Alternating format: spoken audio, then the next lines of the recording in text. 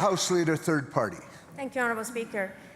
Last week, my colleague asked the Attorney General for answers on what his government is doing to clean up the culture of corruption in BC casinos. While the German report recommendations are important, they do not go nearly far enough. Last week, we learned some disturbing new details related to this story.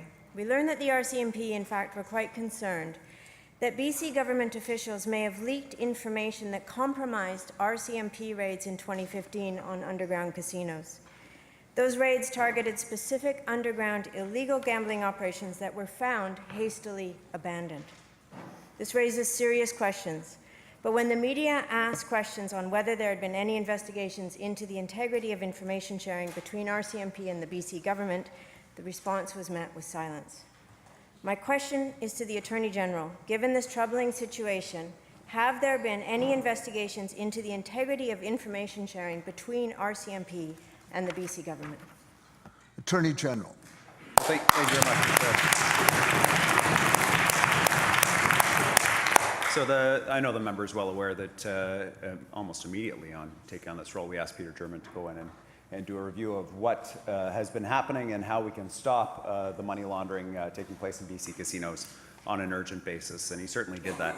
There are some big structural changes that are underway, Mr. Speaker. First of all, we're removing oversight in relation to money laundering as best as we can from the BC Lottery Corporation. I say as best as we can because they are a designated entity by FinTrack, and we're working with FinTrack to figure out how we can get that all in the regulator's hands. In terms of information coming out of the BC Lottery Corporation, I've actually written a couple times the BC Lottery Corporation to express concern about information leaving BCLC, and I believe that they've taken the steps necessary to address that issue.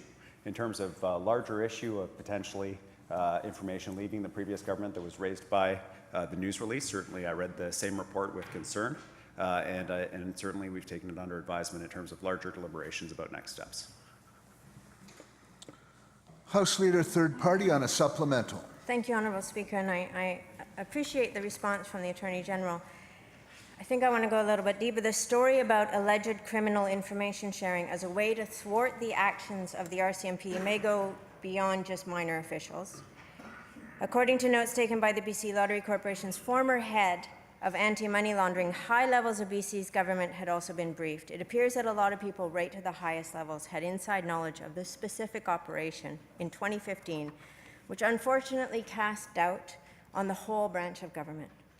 We know that at this time it wasn't only the RCMP that was losing trust in the officials of the BC Lottery Corporation. BC Gaming Policy Enforcement Branch investigators were also losing trust.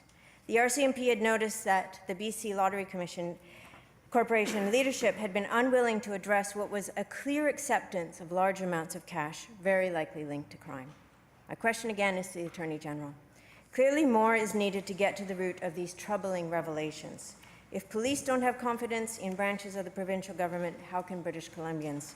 What actions are the government going to be proposing that will get to the root of this issue? Attorney General. Thank you, Mr. Speaker. You know, you don't really have to go to last week's reports. You can even go to reports in the Vancouver Sun from 2017 about activities that took place as early as 2009.